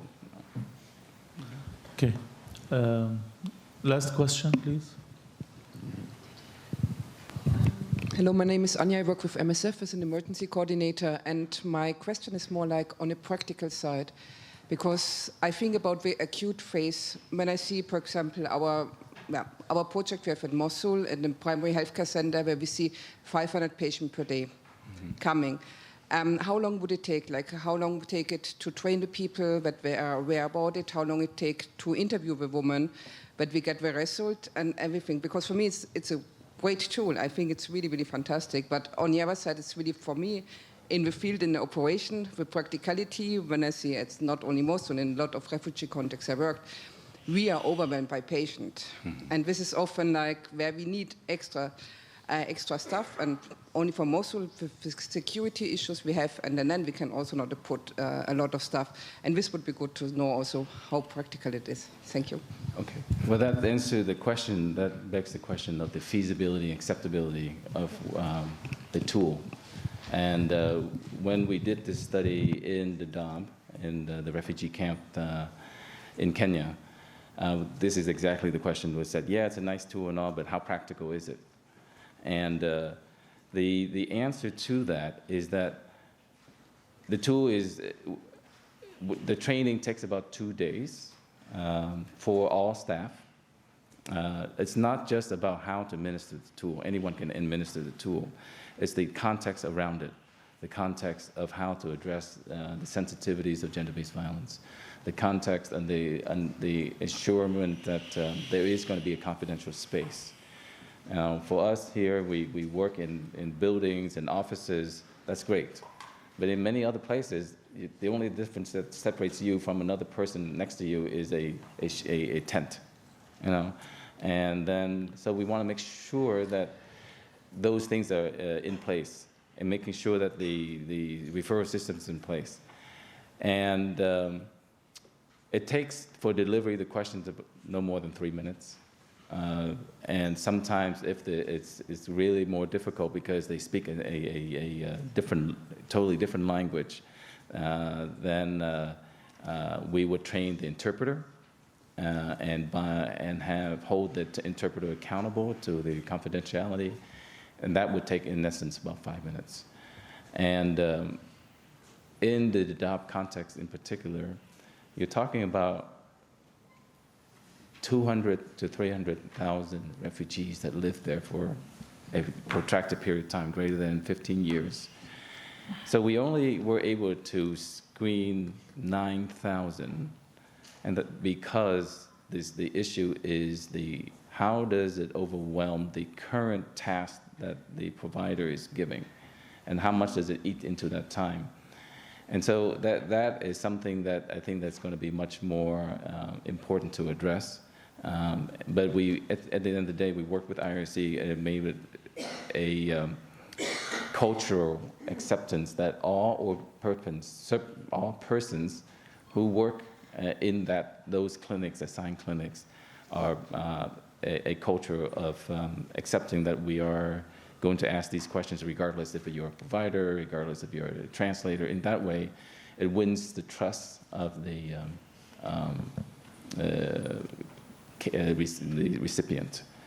So I don't know if I'm answering your question, but I think in some ways it's much more complicated. I'm happy to talk to you further about it later. Thank you very much. Thank you very much.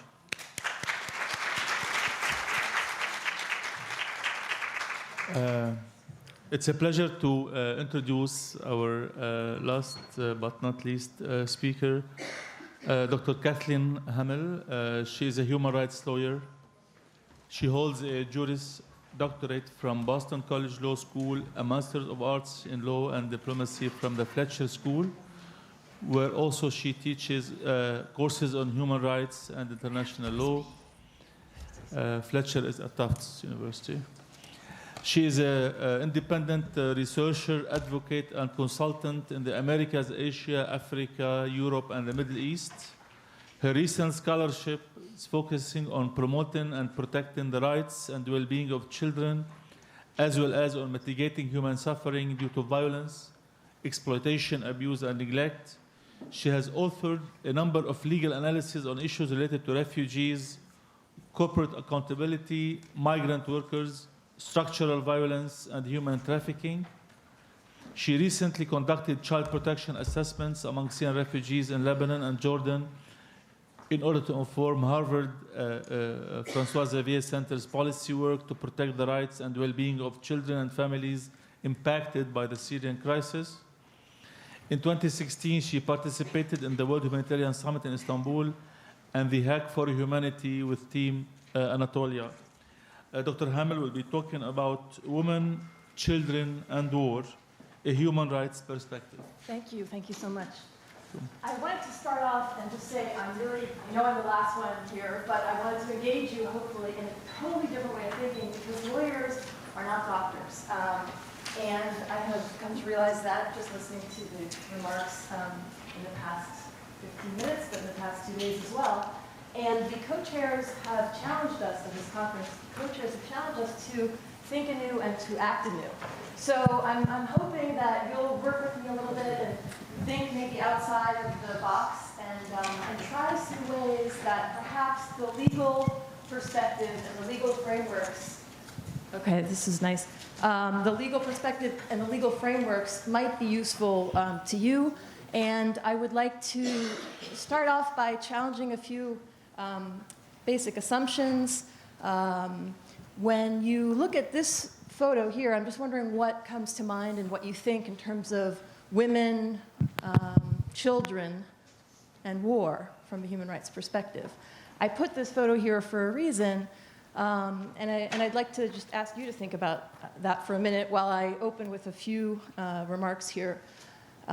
So war and armed conflict cause, as we know, senseless death, harm, displacement, and suffering to combatants and civilians alike. As distinct from men, women and children generally are not traditional combatants. Yet women and children in war zones often bear the distinct brunt of armed conflict.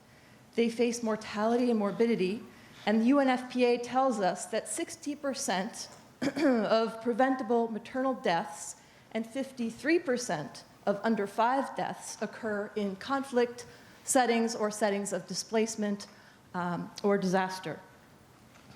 We know that obstructed access to basic needs and services are a huge problem in conflict settings, as my colleagues have well noted today. And denial of their basic human dignity and their human rights is sometimes the result. And here is where the human rights law comes in. Often in war, the particular suffering of women remains unspoken, remains perhaps hidden, and the particular harm to children also remains sometimes unnoticed. During armed conflict, women are also significantly and disproportionately affected by the breakdowns of protective social networks and administrative structures. Family, community, healthcare system, social services, and government. This does not necessarily prevent, though, women from being resilient, for being agents of survival and support for themselves and their families. But the violence of war and the corresponding breakdown of society's safety nets presents enormous and urgent challenges from a human rights perspective for women and children. And some of the overarching questions that I seek to address here today from a human rights perspective are thinking about values broadly and thinking in a broader context. Can human suffering of women and children in war be mitigated? Can war be more humane? What, in that context, is the role of the lawyer, and what is the role of the law? So I would like to discuss the also humanitarian imperative with particular respect to women, children in war. And this analysis presented here is informed by some of the work I've done with FXB, as well as some recent interviews and a current study that I'm working on involving interviews with women from who are working in conflict zones currently, primarily with maternal health care, and I'll explain that in a moment. So any thoughts on perhaps this photo, which I've included here at the beginning? I wonder if anybody wants to volunteer a thought. I see one hand go up, and I want to try to jump in and see if we can get some. It was released this week by the U.S. Army. It's taken by a U.S. soldier, photographer in Afghanistan, probably about 7 years ago. It was only released this week. Can you speak higher, louder? Okay, you're completely right in terms of identifying the photo. And yes, the photo of the photographer died. The photo was taken in Afghanistan. it was was actually a war photographer who was paid to be a photographer. But actually, okay, that identifies the photo. Does anybody else have any ideas for why I might have chosen this photo as the opening here? It's exactly what we think of when we think of war. We think of war movies, we think of men. We never think about the women and children. Thank you. That was a good answer. There were two great answers, actually. The only problem is I can't slide down to my next slide. So let me just say that that's what I had in mind here in terms of opening.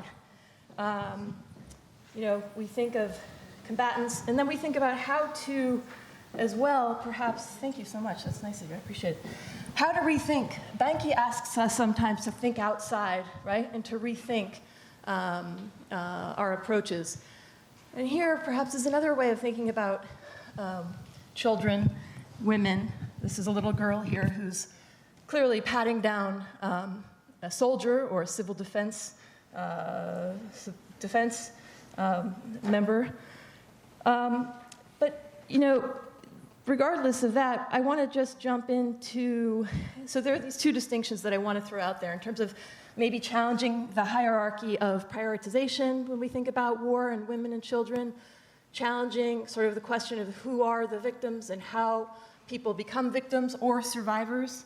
And some, as I mentioned, some of the thinking that I've been doing lately has been, in fact, greatly informed by two studies that the FXB Center put out on the child protection issues facing Syrian refugee children here in Lebanon. That work was done in 2013.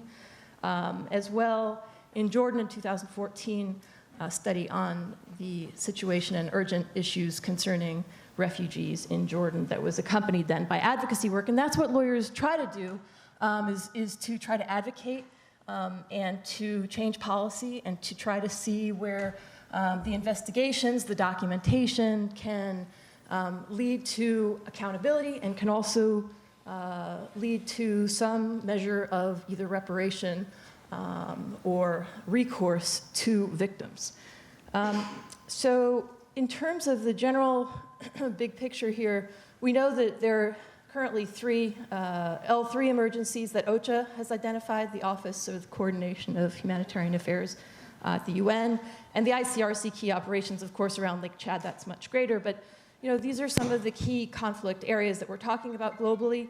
The interviews that I've been doing are with, as I mentioned, healthcare workers in these particular countries, and I will speak more about that after our short break. But I wanted to just give you a sense as to some of the countries that that I'm coming to you from in some way or another. You know, from a human rights perspective, as a lawyer, and thinking about human rights and the utility of human rights, this idea of rights, needs, and aspirations, I think, really jumps out. And we know that the humanitarian charter and the sphere principles speak very clearly to humanitarians often. But you know, the humanitarian charter is not necessarily grounded in the same rights that you see in the Convention on the Rights of the Child, the Convention on the Elimination of Discrimination Against Women. It's a little bit more vague, and for lawyers, it's not quite as precise. Now, if we want to think from the macro level, and this is a sort of an international law and the humanitarian imperative perspective,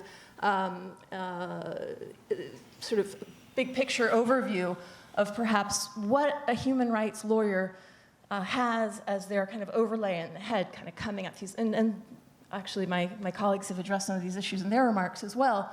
But I think this gives a lot of food for thought.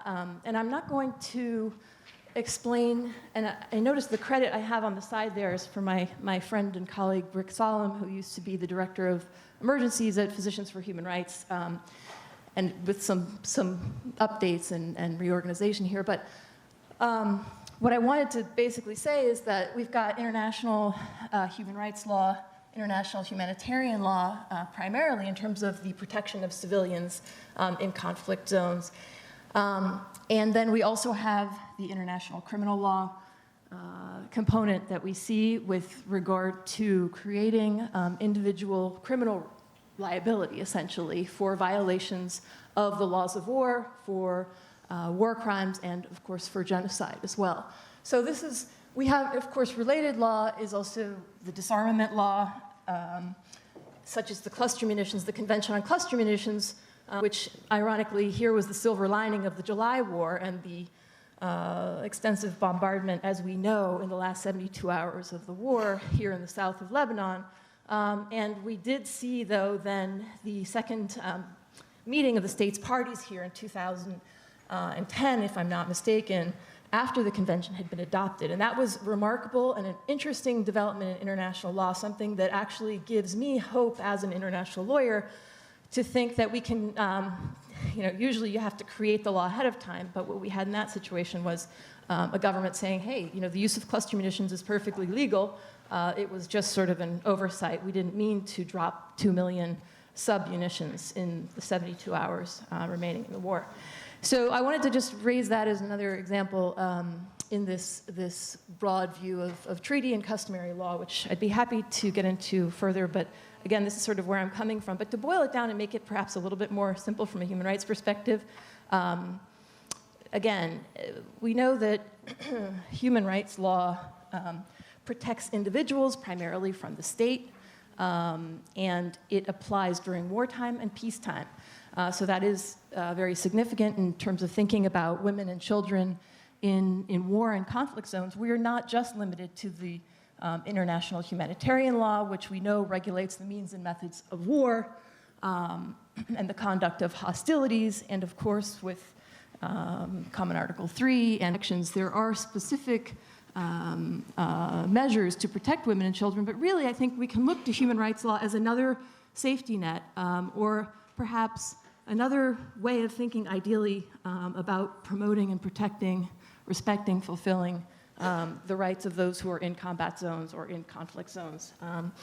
Now, refugee law obviously also is another body of law, which these are all overlapping, and I have recently just written a chapter in a book on human rights in the Middle East and North Africa that explores, in particular, the Syrian refugee context and looking at what human rights have to offer, if anything, and focusing in there specifically on refugee law, and then we know customary international law and non-refoulement, not to be sent back, the prohibition sent back into an area where somebody would be risking their life or being persecuted on account of the 5 protected grounds: race, religion, nationality, political opinion, membership in a particular social group. So I wanted to then also just, that's where I'm coming from. I'm not coming from a microbiology perspective, epidemiology perspective. I listen with fascination to these remarks. It does feel somewhat like a different language. And I think that you probably are more likely to be speaking this language of international legal frameworks than I am of yours. And as I mentioned earlier, human dignity, I think, is really at the core of the humanitarian imperative. It is referred to in the humanitarian charter, and it's defined as more than just physical well-being, demanding respect for the whole person, including the values and beliefs of individuals in affected communities. So here I think we have the intersection on some level between the international human rights law approach and perhaps the values that are captured in the humanitarian charter as well as the international humanitarian law. I realize that's kind of a big, sort of a bird's eye view perhaps, but just to kind of bring it down more now to the micro level, in terms of resources and thinking about the right to health, which in addition to, of course, the right to education, the right not to be forced into child labor or any kind of forced labor, the right to be free from sexual violence and exploitation and abuse, obviously the right to health is of primary concern here in this context. So the actually FXB and information.